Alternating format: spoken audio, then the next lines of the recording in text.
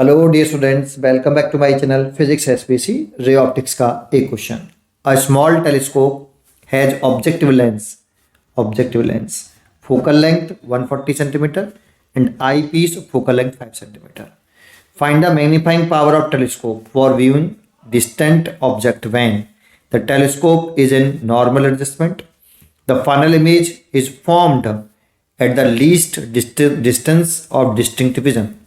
ठीक है, सॉल्यूशन देखो, ये आपका टेलीस्कोप होता है, ये ऑब्जेक्टिव लेंस है और ये आपकी आई लेंस है। ऐसे इसको हम ऑब्जेक्टिव लेंस कहते हैं।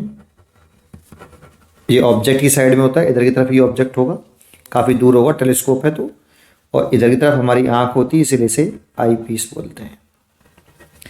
इसकी फोकल लेंथ एफ ओ और इसकी focal length F E question में गिवन है। एफ ओ 140 सेंटीमीटर है और एफ ई 5 सेंटीमीटर है।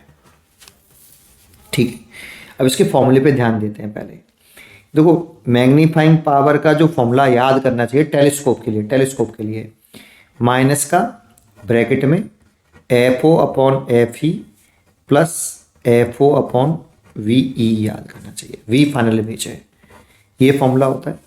यहाँ माइनस साइन इंडिकेट कर रहा होता है कि जो फाइनल इमेज बनी है वो with respect to object inverted बनी है, और कुछ नहीं है। माइनस साइन का मतलब होता है। अच्छा, ये कब वैलिड होता है? जब फाइनल इमेज जो है आपकी, इफ जो फाइनल इमेज है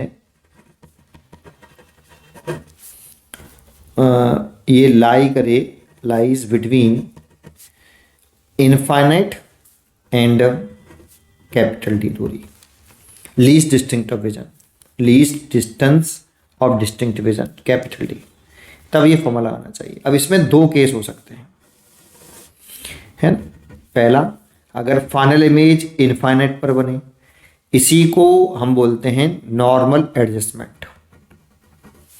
जब लेंस की दोनों लेंसों की को इस तरह से सेट करें, दोनों लेंसों के बीच की डिस्टेंस को इस तरह से सेट करें कि उनके द्वारा फाइनल इमेज जो है इनफाइनाइट पर बनती है, तो उसे नॉर्मल एडजस्टमेंट वाली पोजीशन बोलते हैं।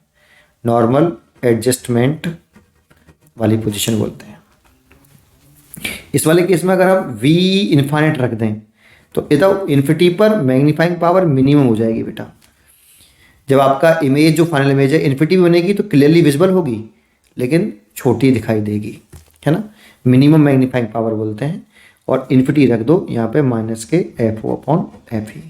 कई किताबों में आपको माइनस साइन दिखाई देगा, कई किताबों में नहीं दिखेगा। माइनस साइन केवल ये बताता है कि जो फाइनल इमेज है वो with respect to object inverted है, और कुछ नहीं।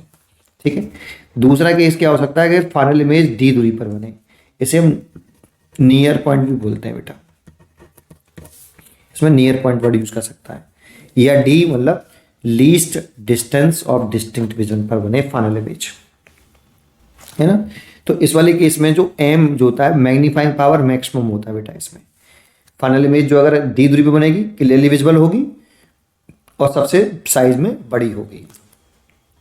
माइनस का ब्रैकेट में F O upon F E plus F O V की जगह पर डी रख दो, ये फॉर्मूला लगाएंगे। अच्छा, कई किताबों में ये ऐसे भी देखा जाता है कि बच्चे कंफ्यूज हो जाते हैं। इसमें से वो minus F O upon F E common ले लेता है, इसमें से कॉमन ले लो। अब कॉमन लेना तो सबको आता होगा। कॉमन लेने का मतलब होता है इसका इसमें भी डिवाइड, इसमें भी डिवाइड।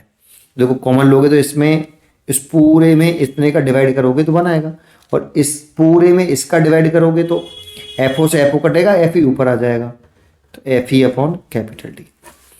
ये दोनों एक ही बात हैं, ये लिख लो या फिर ये लिख लो, एक ही बात है। कॉमन लेने के बाद ये आ जाता है, तो कई किताबों में ये दिखाई देता है, तो कंफ्यूज मत होना। अब देखो, हमारे पहले क्वेश्चन का पार्ट क्या है। The telescope is normal adjustment, मतलब दोनों लेंसों की सेपरेशन इस तरह से एडजस्ट की गई है कि फाइनल इमेज इन्फिनिटी बने, तो उस पोजीशन को, टेलीस्कोप की उस पोजीशन का नाम नॉर्मल एडजस्टमेंट बोला जाता है। ठीक है, तो यहाँ पे आपका ये वाला केस है कि फाइनल इमेज इन्फिनिटी बन रही है, दैट मीन्स नॉर्मल एडजस्टमेंट। तो आपको ये वाला फॉर्मूला लगा लेना चाहिए। एम मैग्नीफाइंग पावर पूछ रहा है, मिनिमम होगी इस वाले केस में। एफ ओ की वैल्यू 140 और इसकी वैल्यू 5, तो ये आ जाएगी माइनस के 28। अब इसकी यूनिट मत लिख देना, मैग्नीफाइंग पावर वॉट समझ के यूनिट लिख दो, इसकी कोई यूनिट नहीं होती बेटा, है ना। दूसरी बात, माइनस साइन बहुत से टीचर लगाते हैं, बहुत से नहीं लगाते हैं।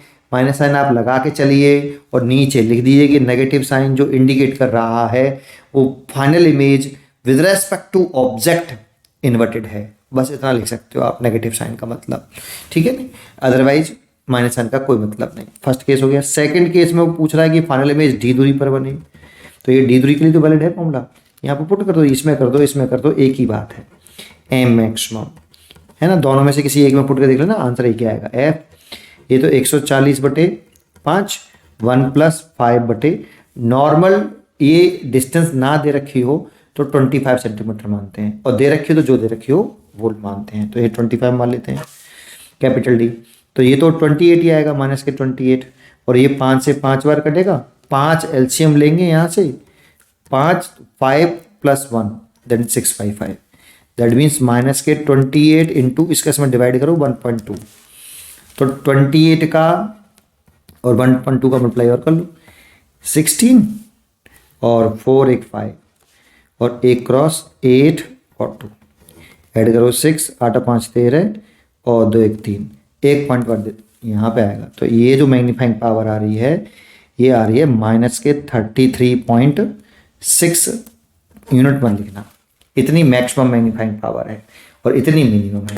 माइनस साइन दोनों में इंडिकेट कर रहा है कि जो फाइनल इमेज है वो with respect to object inverted बनी है, और कोई मतलब नहीं।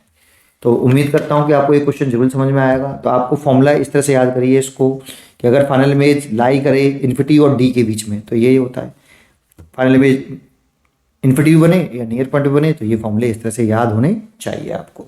पढ़ते रहिए और खुश रहिए।